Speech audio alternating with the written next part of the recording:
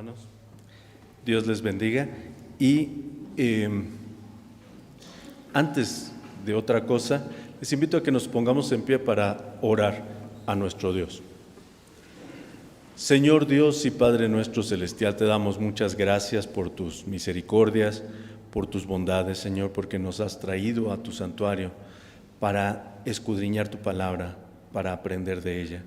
Oramos, Señor nuestro, porque podamos comprender, entender y atender lo que tienes para nosotros en esta ocasión, que podamos no solamente valorar y atesorar lo que significa tu santa palabra, sino ponerla en práctica, Padre nuestro, siendo hacedores y no tan solamente oidores de tu santa palabra. Oramos, Señor nuestro, en el poderoso nombre de tu Hijo amado, nuestro Señor, nuestro Rey, nuestro Dios y Salvador, nuestro Señor Jesucristo. Amén. Bien, hermanos, estamos en el contexto de la conclusión o el cierre de la semana de la Biblia.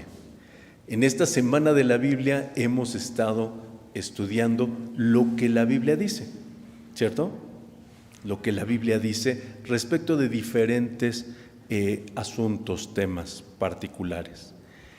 Y me pareció pertinente concluir que lo que la Biblia dice es, como dice este capítulo 17 de San Juan, el versículo 17. Vamos a buscarlo todos, hermanos, San Juan 17, 17, y vamos a leerlo, porque esta es la premisa de nuestro estudio en esta mañana. San Juan 17, 17.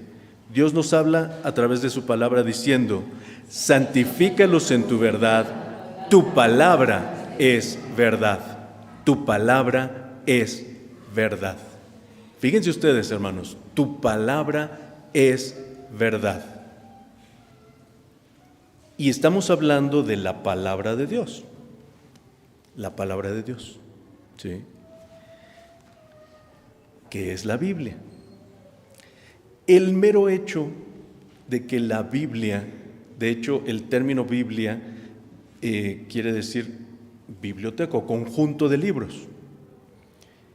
El mero hecho de que este conjunto de libros se haya recopilado, por decirlo así, en un lapso de 1500 a 1600 años, ya es un portento, ¿sí? Es algo extraordinario. No sé si ustedes hayan leído en algún momento o escuchado de un concepto que se llama discúlpenme ustedes, se me acaba de olvidar el término específico. Es una novela en la que un escritor escribe un capítulo, otro escritor escribe el siguiente y van escribiendo diferentes autores una misma novela con los mismos personajes, pero cada quien va contando una parte de la historia, digámoslo así. Colectiva, novela colectiva, discúlpenme, se me fue el nombre, pero es una novela colectiva. Estamos hablando de personas de más o menos el mismo nivel académico, personas que viven en la misma ciudad, personas que viven en el mismo siglo, en el mismo año. Y si ustedes leen una novela de este tipo, van a encontrarse que cada capítulo es completamente distinto, diverso, y muchas veces lo que empezó en el capítulo 1, en el 23 o en el 15, no tiene nada que ver. Y son personas que están pues hasta en comunicación unas con otras. Al menos tienen el mismo editor y todos tienen que entregar sus trabajos a la misma persona. La palabra de Dios fue escrita por alrededor de 40 personas distintas. Y les decía, en un lapso de 1500 años. No 10, no 15, no 100, ni siquiera 500. 1500 años. Y si ustedes leen Génesis 1:1, tiene que ver con Apocalipsis 22:21, que son el primero y el último de los versículos. Y todos los versículos intermedios son perfectamente alineados a la voluntad de Dios. Ese solo hecho ya es un portento, ya es una demostración de que este libro no es cualquier libro, es la palabra de Dios, la palabra revelada de Dios a nosotros. Solo ese hecho. Hay mucha gente que dice, la Biblia está llena de contradicciones. Esa es una falsedad tremenda, brutal. Y vamos a estudiar un poco más al respecto de este concepto de que la Biblia está llena de contradicciones en la tarde. Les invito a que vengan en la tarde para que conozcamos un poco de por qué la gente dice que la Biblia está llena de contradicciones y que pueden tener razón, pero no que la Biblia tenga contradicciones. Y vamos a explicar esto, primero Dios, hoy por la tarde a las 5:30. Entonces los esperamos a que estemos todos aquí para ese otro estudio. Ahorita estamos con este estudio. Bien, fíjense ustedes, el Señor Jesucristo dijo, santifícalos en tu palabra. En tu verdad, perdón, santifícalos en tu verdad. Tu palabra es verdad. Es decir, santifícalos en tu palabra porque tu palabra es verdad. Santifícalos en tu verdad, tu palabra es verdad. ¿Sí? Tu palabra es verdad.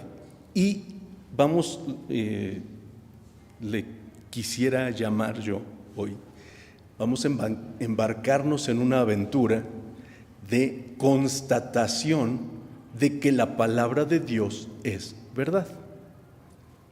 Fíjense, no porque necesitemos comprobarnos que sea verdad, porque nosotros creemos que es verdad, pero para aquellos que no creen que la palabra de Dios es verdad, se puedan dar cuenta que aún científicamente se puede comprobar que la palabra de Dios es verdad. Y se me quedan viendo así como que ¿cómo cree, hermano? Sí, hermanos, así es. Y esto es lo más maravilloso, porque sabemos que la palabra de Dios es verdad, porque no necesitamos que nos compruebe Dios que su palabra es verdad, pero aún así existen formas de comprobarlo, de probar que lo que Dios dijo en su momento, hoy se sabe, se conoce y es plenamente establecido que son fundamentos de la ciencia. No ideas, no teorías, no pensamientos, no opiniones, son constataciones reales. Que si hubiéramos puesto atención en lo que Dios dice en su palabra, lo habríamos sabido desde el principio. Y literalmente desde el principio, porque vamos a ver desde Génesis 1:1. No se preocupen, no vamos a ver cada capítulo, ¿no? Vamos a ver algunos capítulos salteados, pero vamos a ver desde Génesis 1. Hoy, si ustedes van a la primaria, a la secundaria, a la preparatoria, a la universidad, al posgrado, es 100% aceptado, entendido, y quien no lo sabe es porque no ha vivido en este planeta, que la vida en el planeta empezó en el agua, ¿cierto? Eso lo dice todo el mundo y lo saben todos los científicos. La vida en el planeta empezó en el agua. El origen de la vida viene del agua, dice la ciencia. Y Dios lo dijo desde el principio, en Génesis 1. Vamos, hermanos, a Génesis 1, versículo 21. Si ustedes leen los 20 versículos previos, van a ver que todo lo que Dios creó en los días anteriores, no hay vida. Cuando llegamos al versículo 21, desde el versículo 20, dice, en el quinto día de la creación, y dijo Dios, produzcan las aguas reptil de ánima viviente y aves que vuelen sobre la tierra en la abierta expansión de los cielos. Y crió Dios las grandes ballenas y toda cosa viva que anda arrastrando, que las aguas produjeron según su género, y toda ave alada según su especie. Y vio Dios que era bueno. ¿Dónde empezó la vida? En el agua. Aquí lo dice Dios. Hoy es un hecho indubitable, comprobado científicamente. Y lo sabíamos desde que Moisés escribió esto. Wow, ¿verdad? Y nosotros ya lo habíamos leído, estoy cierto que hemos leído Génesis 1.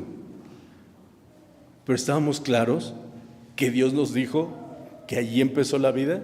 Aquí está. Tu palabra es verdad. No necesitamos comprobarlo, pero nos lo está comprobando Dios. ¿Sí nos damos cuenta, hermanos? Maravilloso. Pero no solo eso, en el mismo libro del Génesis, el capítulo 2, en el versículo 7, dice, formó pues Jehová Dios al hombre del polvo de la tierra y alentó en su nariz soplo de vida, y fue el hombre en alma viviente. Formó pues Jehová Dios al hombre, ¿de dónde? Del polvo de la tierra. Hoy también, científicamente lo pueden verificar, si uno toma tierra de cualquier terreno, de cualquier tipo de tierra, está conformada por 4 elementos: carbono, hidrógeno, oxígeno y nitrógeno. Y el cuerpo humano también. Estamos conformados por carbono, hidrógeno, oxígeno y nitrógeno. Revísenlo en sus libros de biología o de medicina incluso. ¿Por qué? Porque Dios nos creó del polvo de la tierra. Tu palabra es verdad. No es una idea, no es una mitología, es verdad. ¿Nos damos cuenta?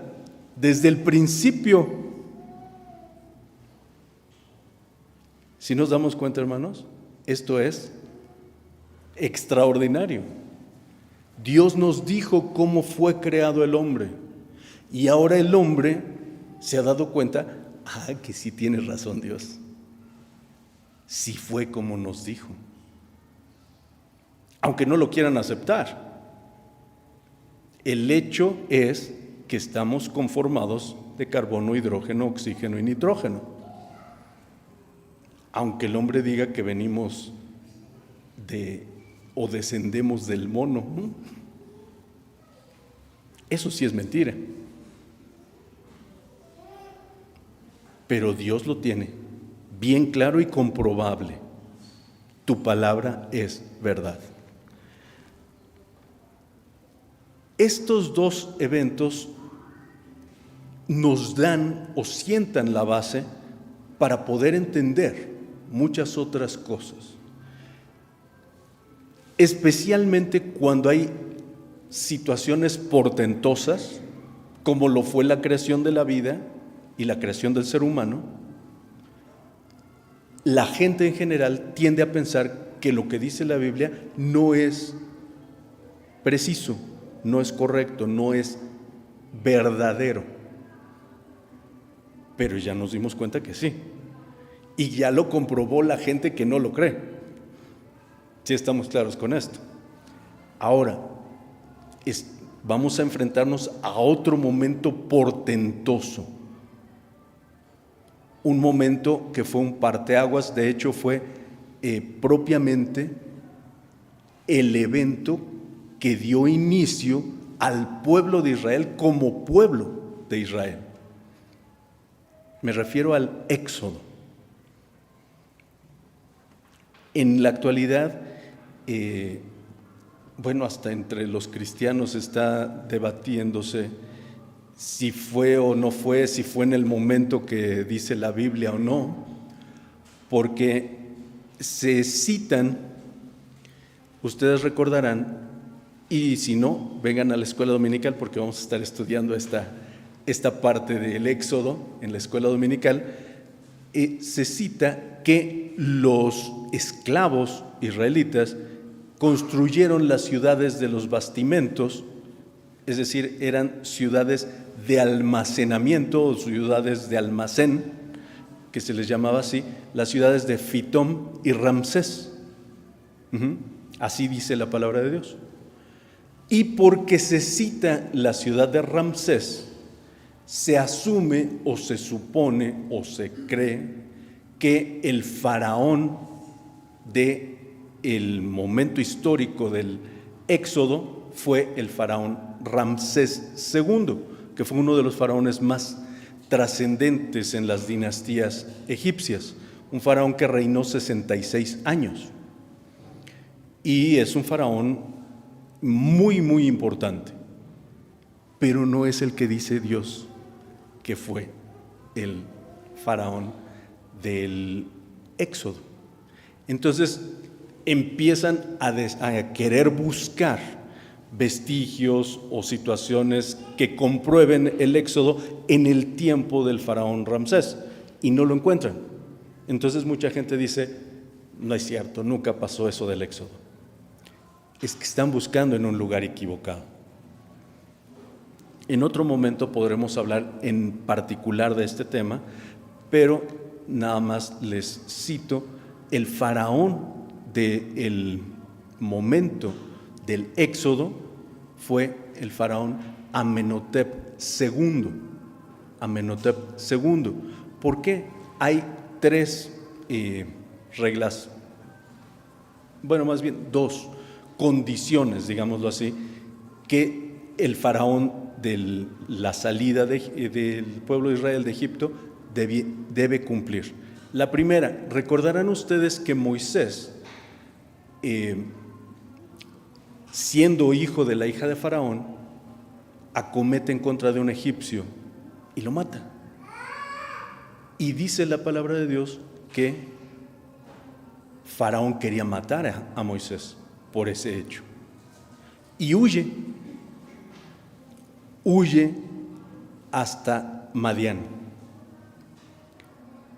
Y 40 años después, ya había muerto el faraón que quería matar a Moisés y regresa con el cometido de Dios para sacar al pueblo de Israel. Entonces, la primera condición es que el faraón previo al faraón del Éxodo tendría que haber reinado más de 40 años. Porque 40 años estuvo fuera Moisés y después de esos 40 años ya había muerto el rey, el faraón. Entonces, si verificamos esta condición con Amenhotep II, sí, el faraón previo, que ahorita se me fue el nombre, pero el faraón previo reinó 54 años. Entonces sí cumple esa condición.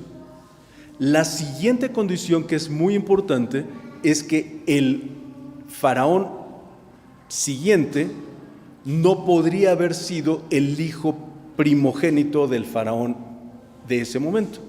¿Por qué? Por la 10ª plaga. Porque murió el hijo del faraón, el primogénito de faraón, en la 10ª plaga.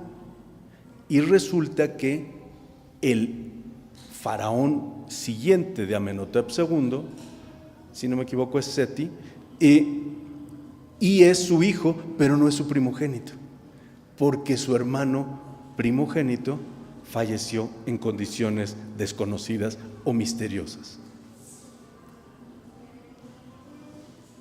¿Estamos viendo? Y lo que les estoy diciendo es egiptología, no es nada de la palabra de Dios.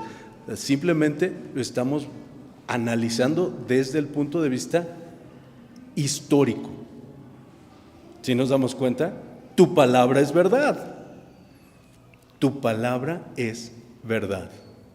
Pero no solo eso. Vamos a suponer que es Amenhotep II. Bueno, eso de que cruzaron el Mar Rojo en seco, eso sí, es seguro que es cuento. No, tampoco. Hay registros arqueológicos que lo comprueban y que comprueban que lo que dice la palabra de Dios pasó como dice la palabra de Dios. Vamos a Éxodo 14, hermanos, por favor.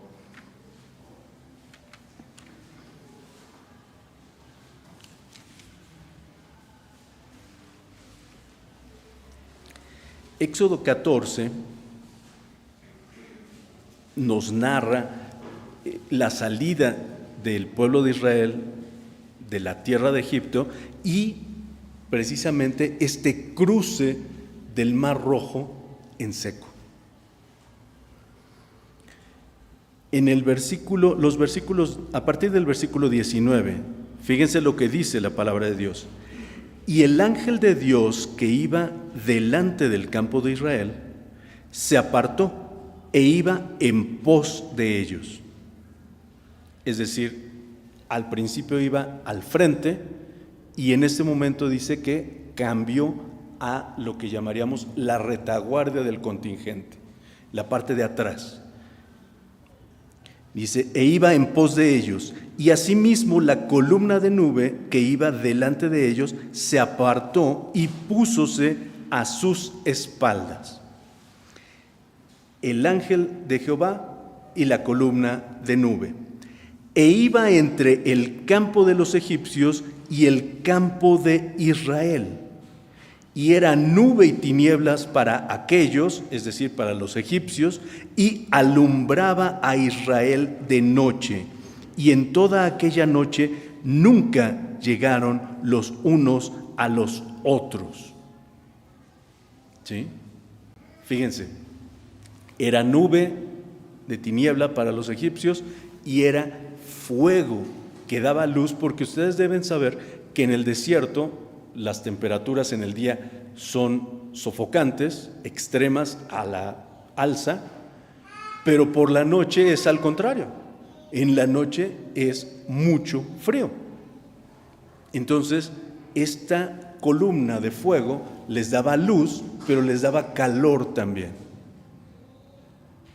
Y fíjense lo que dije, les daba calor.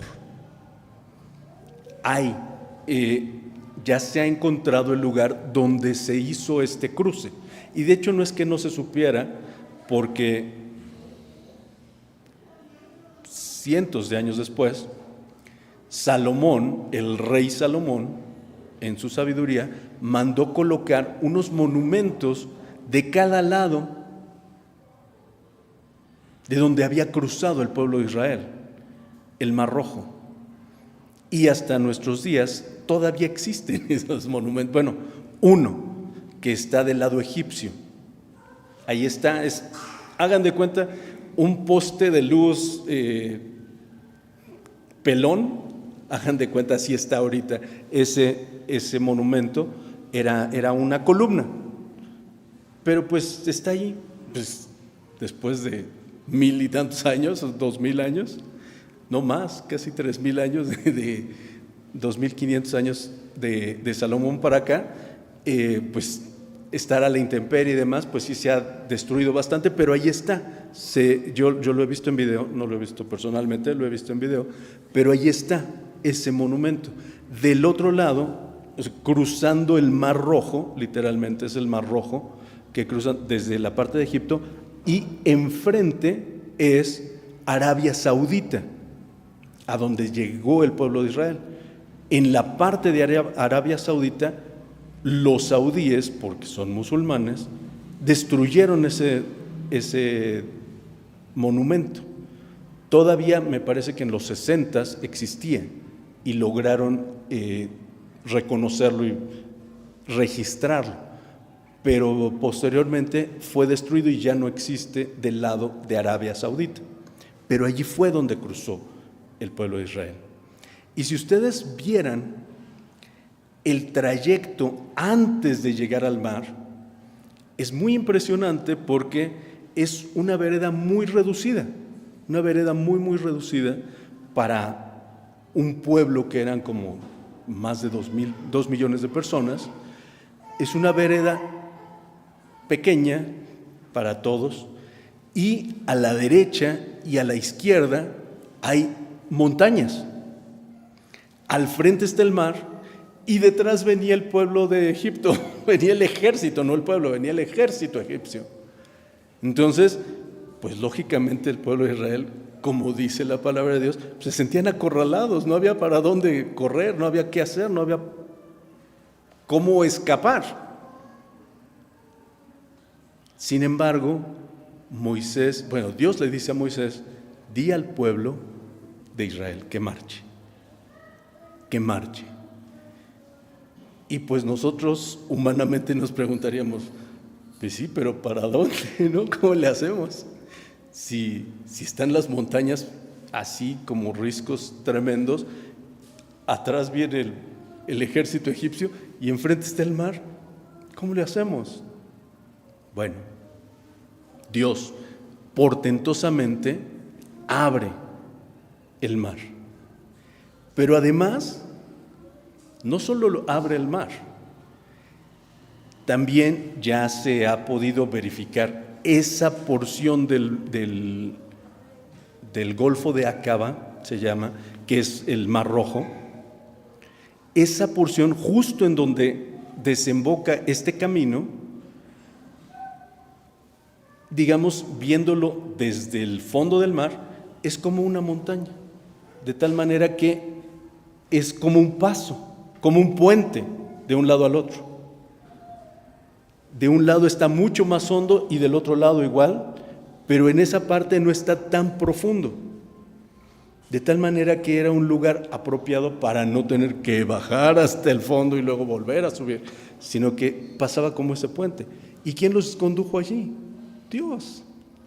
Y esto es algo extraordinariamente maravilloso, porque eso es comprobable extrabíblicamente. Lo que les estoy diciendo es geografía, ¿sí? Pero entonces, leímos hace un momento,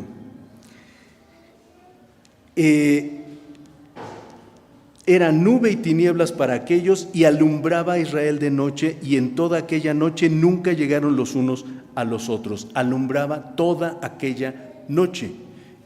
Entonces, en la orilla, lo que digamos, pues no era playa, realmente no era playa, pero era una orilla, un claro, digámoslo así, un claro en donde podía haber estado el pueblo de Israel antes de cruzar. Allí se ve, hoy se puede constatar todavía cómo la arena que estaba en ese espacio se fundió, algo la quemó. Ustedes saben que cuando la arena se calienta, se hace como cristal, como vidrio, y se hace pues así, se derrite literalmente. Hoy se puede ver en ese espacio la arena derretida,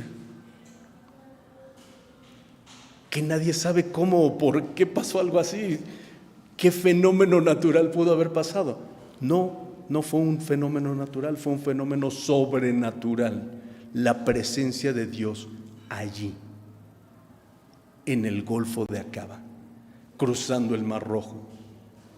Y no solo eso, dice la palabra de Dios que ya que pasó el pueblo de Israel, los carros de Faraón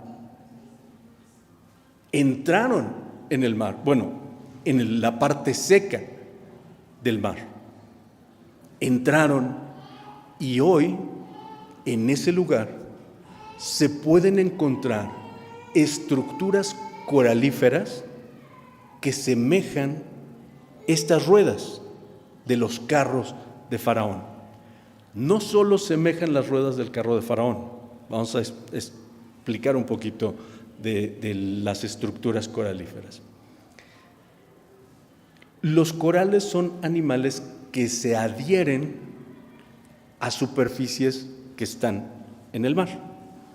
Una vez que se adhieren, van creciendo y nosotros conocemos los arrecifes como si fueran grandes rocas.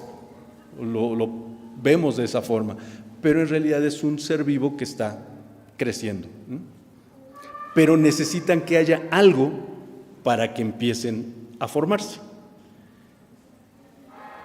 Probablemente hayan visto que en aras de mejorar el medio ambiente, por ejemplo, la Secretaría de Marina ha hundido barcos para fomentar el crecimiento de arrecifes coralinos, para que una vez que esté este barco en el fondo, entonces sirva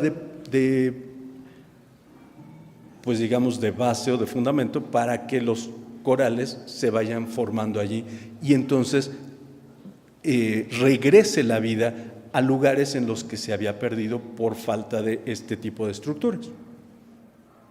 Bueno, dicho lo cual, resulta que en esa parte del Mar Rojo, se han encontrado estructuras coralinas, lo cual quiere decir que hubo objetos a los cuales se pudo adherir el coral. No solo eso, sino que son estructuras coralinas no normales, digámoslo así. Las estructuras coralinas normalmente son, digamos, extendidas y, como decía, como rocas. Pero estas estructuras coralinas son verticales, así, y tienen ángulos rectos, que normalmente no se da eso en la naturaleza. Tienen ángulos rectos, que corresponde a las ruedas de los carros. Si ustedes ven, porque de hecho lo que les estoy diciendo, hay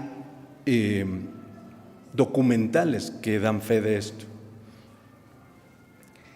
Si pueden ver, y se ve clarísimo, como si fuera, hagan de cuenta que está como una mesa en el fondo del mar, está con una pata, más bien así como un círculo abajo, luego algo en medio y otro arriba, como si fuera una mesa, pero no completa, sino tiene unos rayos, como los rayos de las ruedas del carro de Faraón.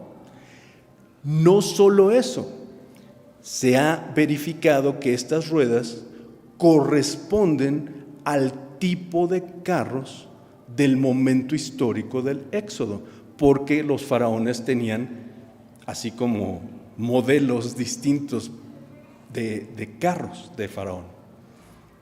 Y esas ruedas corresponden al momento histórico, a las que se ocupaban en el momento histórico del Éxodo. Más aún, los corales no están juntos, sino están así separados, que no es normal tampoco en la naturaleza. Y de hecho, biólogos marinos que lo han visto, dice, esto parece como si fuera un tiradero de basura. Qué correcta descripción de cómo quedaron los carros del faraón después, ¿no? Después de haber sido vencidos por la mano de Dios. Qué impresión, ¿verdad, hermanos? Tu palabra es verdad. Tu palabra es verdad. Esto es real. No es una historia mitológica. No. Tu palabra es verdad. Aún más, y esto es mucho menos factible de ver porque es en Arabia Saudita.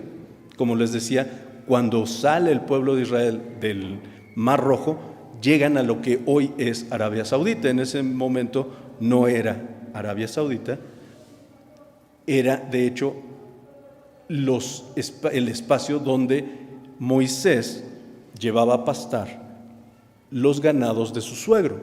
Recordarán ustedes que así fue llamado Moisés a servir a Dios. Cuando estaba pastoreando, vio la zarza ardiendo y Dios le habló desde la zarza.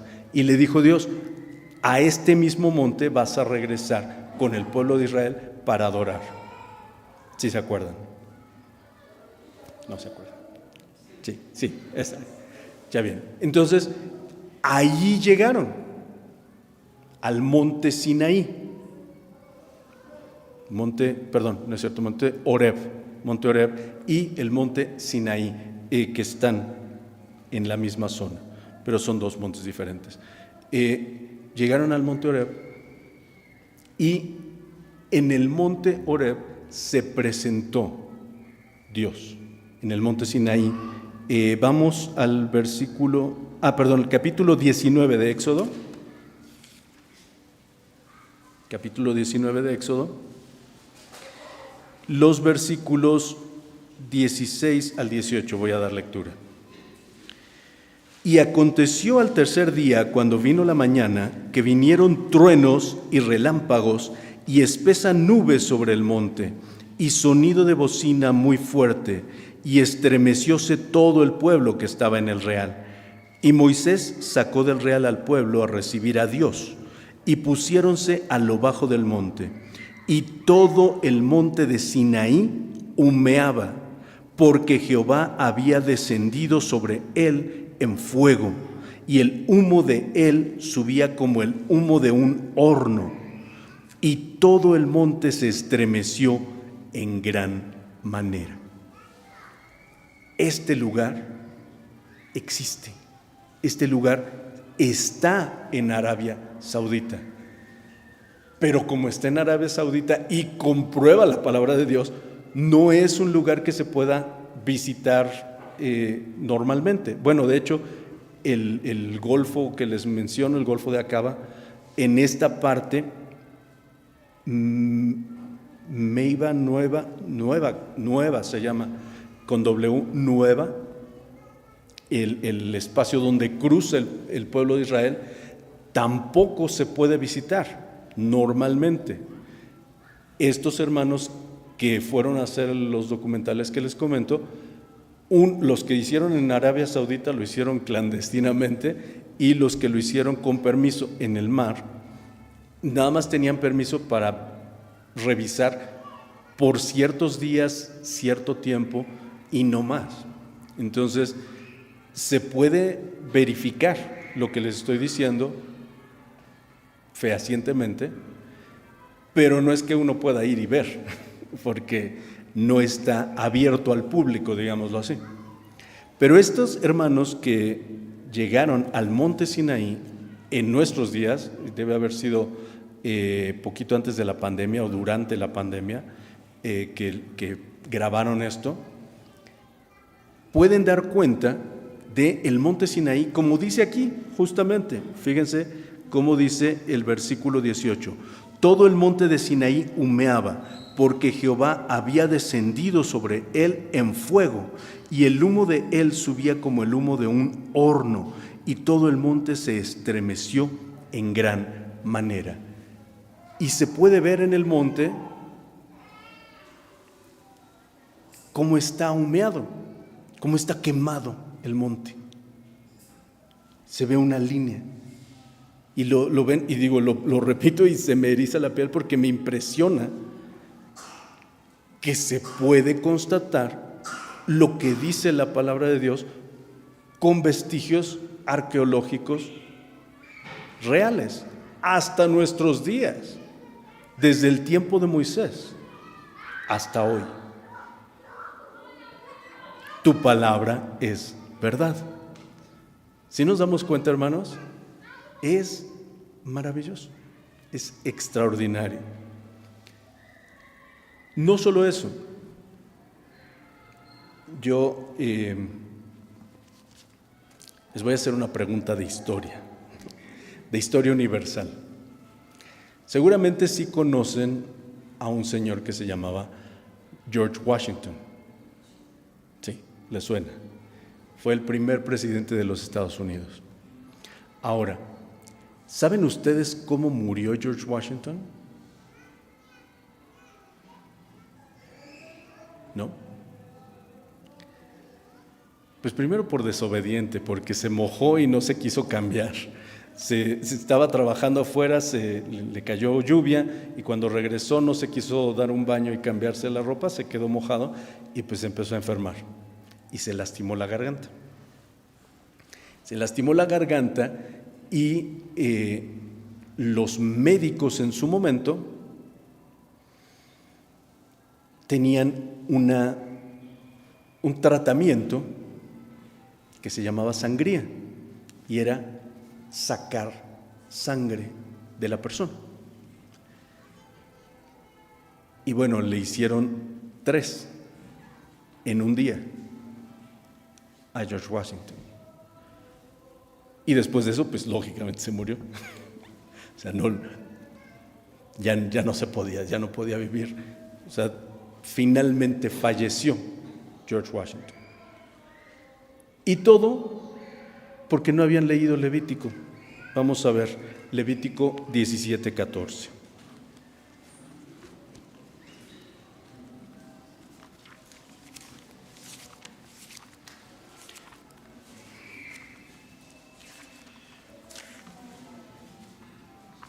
Levítico 17:14 dice, fíjense ustedes, y esto lo dijo Dios al pueblo de Israel en el Pentateuco, en la ley. Dice, porque el alma de toda carne, su vida, ¿qué dice? Está en su sangre. El alma de toda carne, su vida, está en su sangre. ¿Nos damos cuenta? El que nos hizo sabe cómo nos hizo. Pero George Washington murió en 1799, un año antes de 1800. Estamos hablando de hace 224 años. 224 años. O sea, es muy reciente, realmente, la muerte de George Washington. Y en ese entonces los humanos no estaban conscientes de lo que Dios dijo hace miles de años atrás. El alma de toda carne, su vida, está en la sangre. Si nos damos cuenta, tu palabra es verdad, ¿cierto? Y nos damos cuenta cómo es que el hombre no sabía estas cosas, pero Dios ya lo había dicho desde el principio. Si nos percatamos de esto, tu palabra es verdad. Impactante, ¿verdad? Bastante impresionante. No solo eso, todavía hoy, en nuestros días, hay personas que creen que el planeta es plano, que la Tierra es plana y no un globo. Con todo y que pues, ya se ha salido del planeta y ya lo han visto desde afuera. Bueno, de hecho ahora ya hay hasta viajes, ¿cómo se llama? Orbitales, comerciales. Ya salió el primer vuelo comercial a la órbita de la Tierra. Y bueno, ya es claro y es evidente que sí es redonda la Tierra, no es una conspiración, es redonda, es un globo terráqueo. Pero esto lo reveló Dios desde el tiempo de Isaías. Isaías 40:22, vamos a ver qué dice.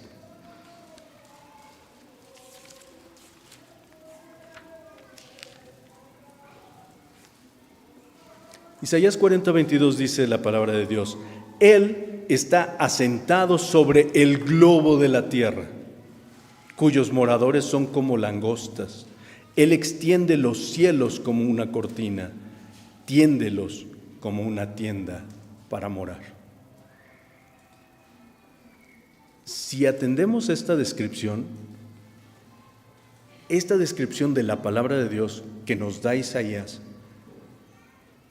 estamos leyendo una visión o una visualización del planeta desde el espacio, no desde aquí. Es como Dios ve la Tierra, el globo terráqueo extendido sobre la nada. En Isaías fue escrito 700 años antes de Cristo, o sea, 2700 años antes de nosotros. Y ahí dice, el globo de la Tierra.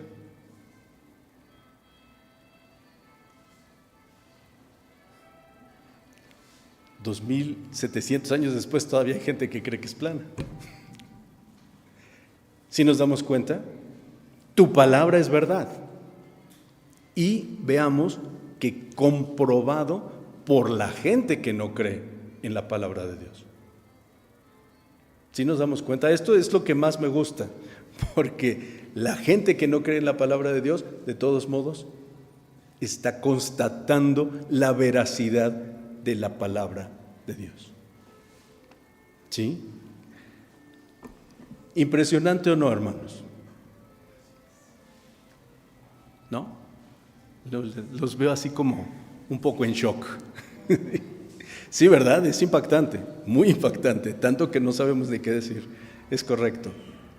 Bueno, vamos a ver un último ejemplo, que es brutal. Me encanta este ejemplo.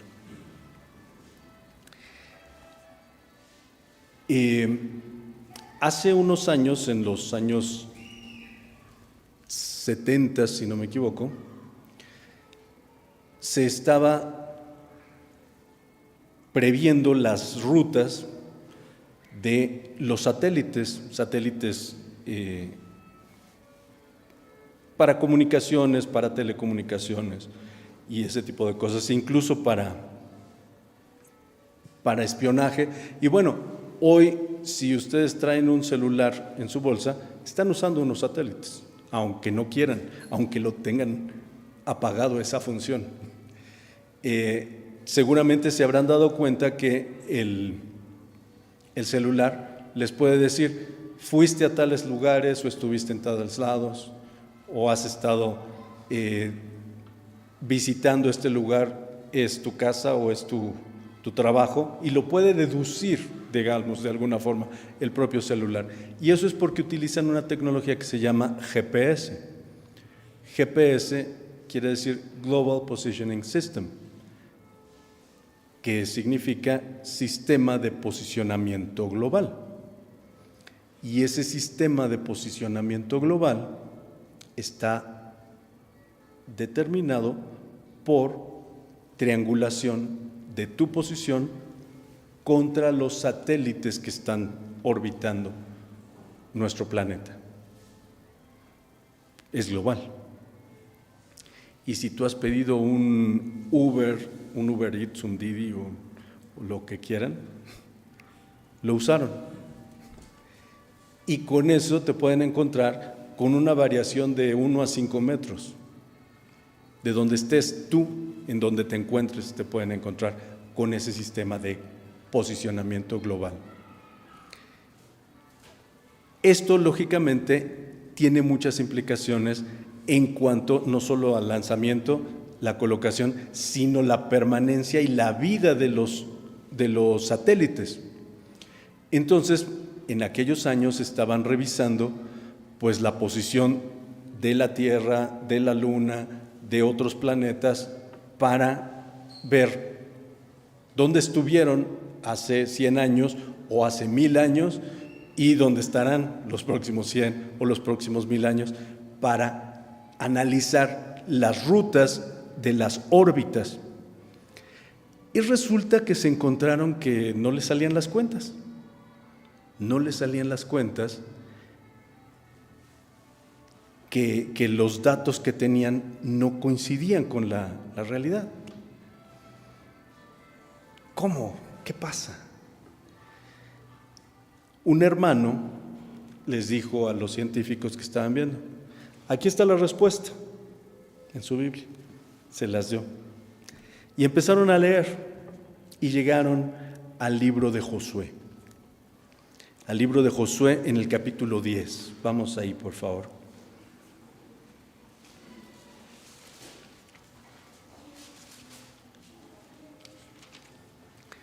El libro de Josué, capítulo 10, nos narra una de las batallas más impactantes e impresionantes que Josué libra al entrar a la tierra prometida. Pero recordemos que la guerra se daba nada más de día, porque de noche pues no se veía y no había como ahora los armamentos para visualizar de forma nocturna. Entonces, habiendo la necesidad de que no se ocultara el sol, Josué ora de la siguiente forma, en el versículo 12. Entonces Josué habló a Jehová el día que Jehová entregó al amorreo delante de los hijos de Israel, y dijo en presencia de los israelitas: Sol, detente en Gabaón, y tú, luna, en el valle de Ajalón. Y el sol se detuvo y la luna se paró, hasta tanto que la gente se hubo vengado de sus enemigos. ¿No está aquesto escrito en el libro de Jasher? Y el sol se paró en medio del cielo y no se apresuró a ponerse casi un día entero. Y nunca fue tal día antes ni después de aquel, habiendo atendido Jehová a la voz de un hombre, porque Jehová peleaba por Israel. Sol, detente en Gabaón. ¿Y qué hicieron estos científicos? Empezaron a revisar y vieron que en el momento histórico de Josué sí faltaba una parte de un día, pero no un día entero. A ellos les hacía falta un día. Pero dijeron: ay, la Biblia no es exacta.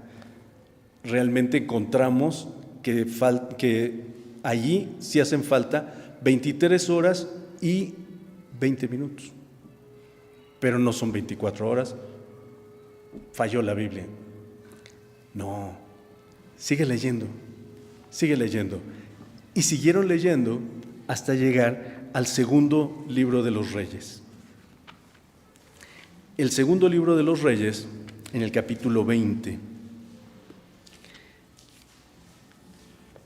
El contexto es que el rey Ezequías cayó enfermo y oró porque Dios no le quitara la vida.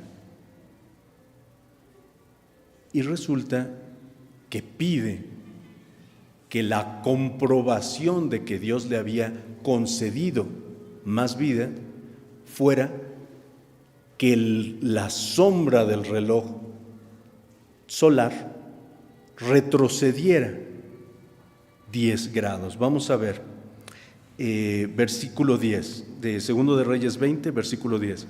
Dice: y Ezequías respondió: fácil cosa es que la sombra decline 10 grados, pero que la sombra vuelva atrás 10 grados. Entonces el profeta Isaías clamó a Jehová e hizo volver la sombra por los grados que había descendido en el reloj de Acaz, 10 grados atrás. 10 grados. Igual podemos verificar matemáticamente la sombra de un reloj para pasar de una hora a otra son 15 grados. Es decir, cada 5 grados son 20 minutos. La sombra regresó 10 grados, que son los 40 minutos que faltaban del día de Josué.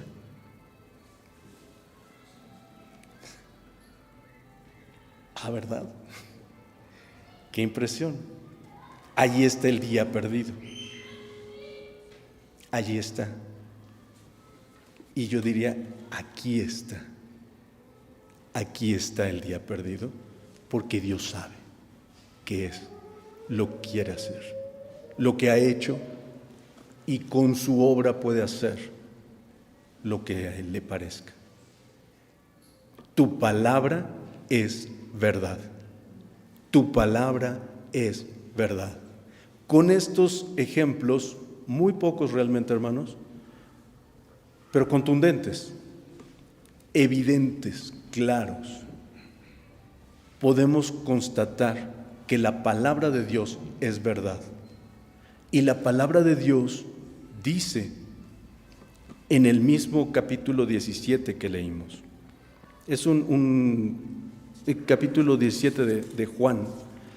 Es un capítulo hermosísimo. Ya en otro momento podremos estudiar este capítulo por sí mismo, que es de una riqueza extraordinaria. Pero fíjense ustedes lo que dice el versículo 6 al 8.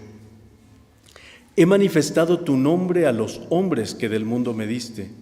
Tuyos eran y me los diste, y guardaron tu palabra. ¿Sí se fijaron? Y guardaron tu palabra. Ahora han conocido que todas las cosas que me diste son de ti, porque las palabras que me diste les he dado, y ellos las recibieron, y han conocido verdaderamente que salí de ti, y han creído que tú me enviaste, porque guardaron tu palabra. La palabra de Dios es verdad, independientemente de que la creas o no. Lo importante, más allá de que es verdad, que por supuesto es fundamental, es que tú la creas y que tú la guardes como hijo de Dios. Esa palabra que es verdad, sea verdad en tu corazón, sea verdad que te guíe, que te conduzca, que te ilumine para caminar por la senda de Dios. Y esa era la oración del Señor Jesucristo en este momento que estaba en el Getsemaní. Por ti. Dice en el versículo 20, mas no ruego solamente por estos, sino también por los que han de creer en mí, por la palabra de ellos. No ruego solamente por estos, sino también por ti que estás hoy sentado aquí, que has creído en Dios por la palabra que esos varones dejaron escrita aquí.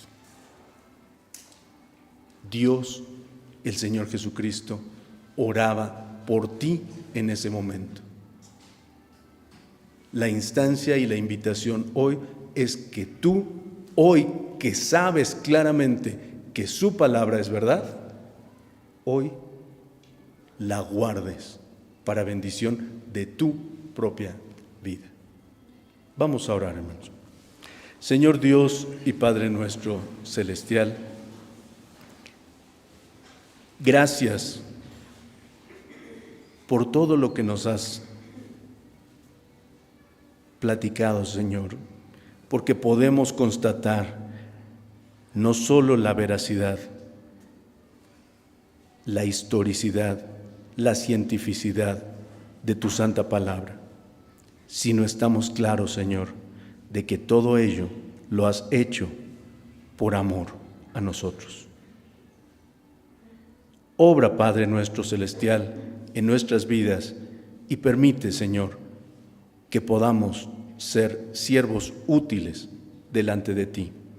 Que tu palabra de verdad permee en nosotros y nosotros obremos conforme a ella y seamos dignos hijos tuyos. Lo rogamos, Padre nuestro, en el precioso nombre de tu Hijo amado, nuestro Señor Jesucristo. Amén. Dios les bendiga, hermanos.